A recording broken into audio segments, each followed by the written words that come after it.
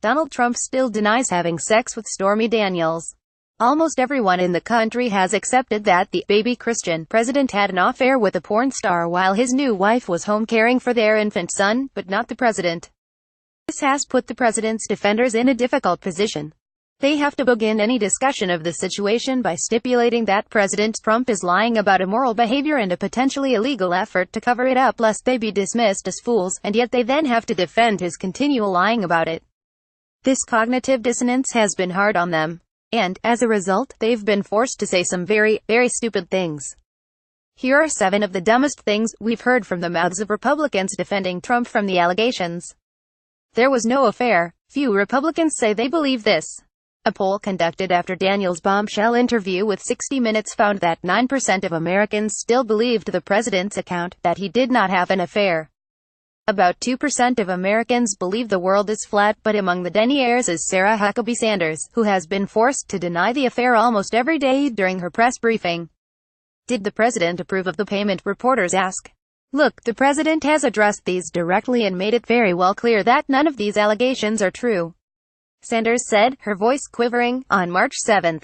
This has become Sanders' own largest crow moment, except it keeps happening over and over again. Donald Trump isn't a hypocrite because everyone knows he's a creep. This is the position of people like Yahoo's Matt Bai and of former Reagan speechwriter Peggy Noonan. Bai told Meet the Press that Trump is not guilty of hypocrisy in his sex scandal because he is, essentially, a hound. And Noonan completely agreed. We have spent the last 3 decades as an industry saying, we don't care about your hypocrisy, we care about your hypocrisy, he said. You're always telling us how moral you are and then we catch you being immoral. Trump never put himself forward as morally exemplary, Noonan said. Those who liked him never had the illusion that he was, in his personal life, an exemplary person. It's perhaps worth remembering that Trump continues to lie about this particular affair.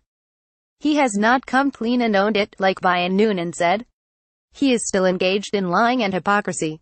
God picked Trump. Very few evangelical Christians talked about how Obama was ordained as the nation's leader and deserving of total loyalty and support. And yet, God has now picked a president, a dirtbaggy one, according to Christian author Stephen Strang, the author of God and Donald Trump. God has always used imperfect people, from King David to the Apostle Paul.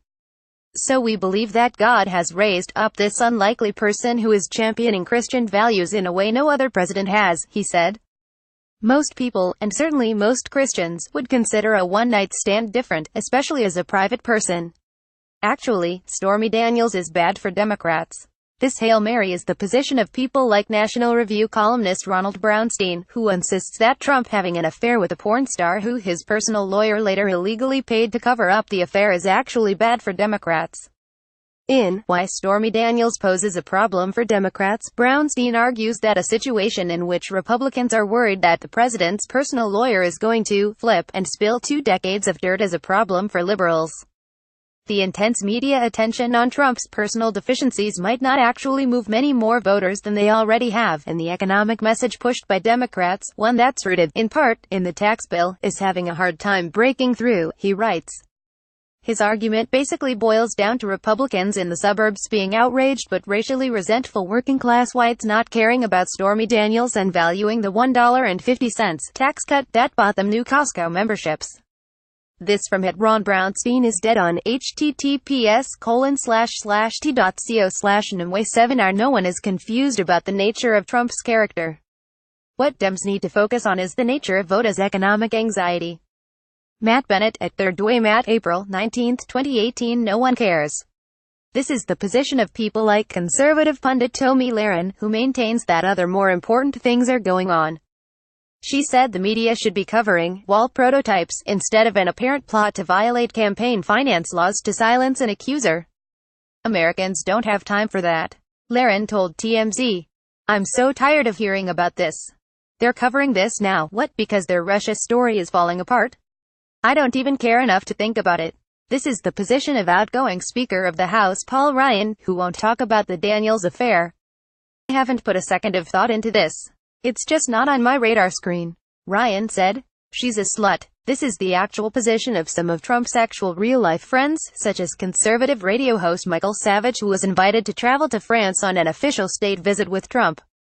Irrespective of whether Michael Cohen paid off some low-life slut who may have slept with the president. That is not a crime, by the way, as you'll hear from my defense attorney, Savage said of the apparent illegal campaign contribution. It's not a crime to pay anyone hush money. I don't know if you know that. There was no crime here.